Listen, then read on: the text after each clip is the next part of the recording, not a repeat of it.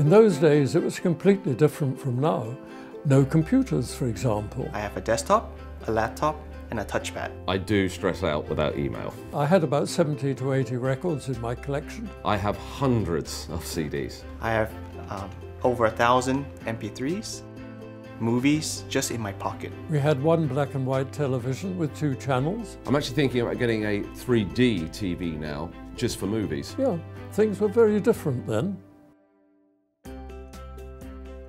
In those days, things were slower, but we felt there was movement. We felt that things were progressing. I was born in the 1960s, and technologically, they were way ahead of the game even then. I wasn't born then, but I do know KEF's pedigree.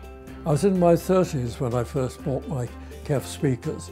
I'm 85 now, but it feels like it could have been yesterday.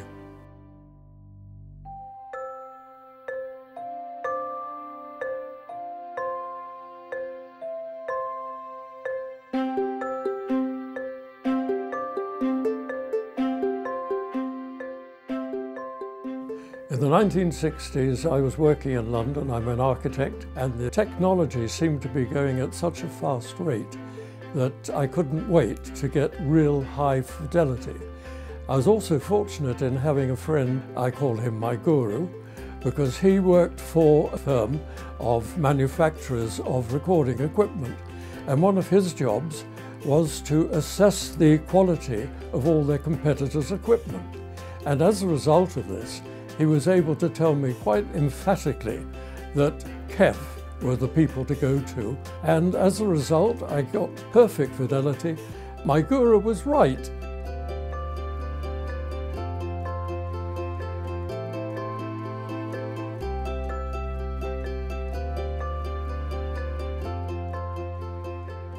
Me and my wife absolutely, love our music, and we love our movies. So the early 90s was actually quite an exciting time for us with the advent of home theatre, which meant that we could effectively bring the cinema into our house. So I mean, from VHS onto DVD and now Blu-ray, KEF have just been ahead of the curve.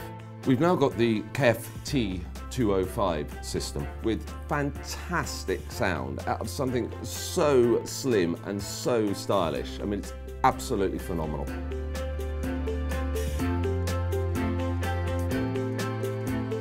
I've always loved new technologies and design. I have all the latest gadgets, from laptops to desktops to iPods to touchpads, you name it. So I was looking for a system that covers everything, from movies to music to gaming. Another aspect that I always take into consideration is the design. It has to look good. So it was an easy choice for me. It had to be KEF and nothing else. I rushed out to buy the KEF home theater system just actually before my wife actually gave birth, so that we can install it and get it ready by the time our baby arrived. And I have to say, it has fulfilled all of our needs, from the output quality of the sound to the design aspects of the system.